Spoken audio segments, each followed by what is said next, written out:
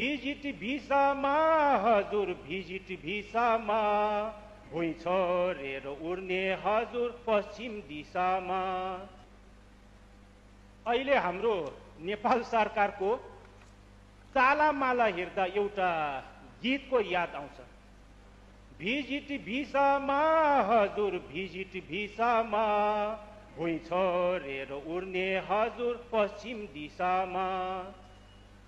वास्तवमा माननीय गृहमन्त्री रमेश लेखकले विशेष जोड र विशेष इन्ट्रेस्ट गरेर चाहिँ एयरपोर्टको आद्यगमनमा चाहिँ प्रमुख बनेर पठाएको तीर्थराज भट्टराई सहसचिवको नेतृत्वमा चाहिँ वैदेशिक रोजगारमा जानु चाहने चाहिँ बेरोजगार युवाहरूबाट प्रति युवा लाखौं रकम असुलेर लुट धन्दा मचाएर चाहिँ विदेश पठाइएको देखिएको छ।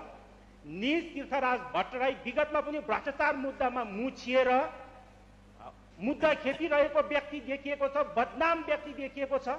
त्यति मात्रै नभएर गृहमन्त्रीको सचिवालयमा रहेको दुईजना चाहिँ अधिकृतहरू विगतमा चाहिँ असाध्यै भ्रष्टाचारमा मुछिएर मुद्दा खेपिरहेको देखिएको छ। ती व्यक्तिहरूलाई गृहमन्त्रीले खोजी खोजी आफ्नो सचिवालयमा ल्याइएको र अब चाहिँ यता भिजिट भिसा प्रकरणमा मुछिएको भट्टराई र आद्यगमन र गृहमन्त्रीको स्वकीय सचिवालय र निजी सचिवालयमा रहेको कर्मचारीहरू बीचमा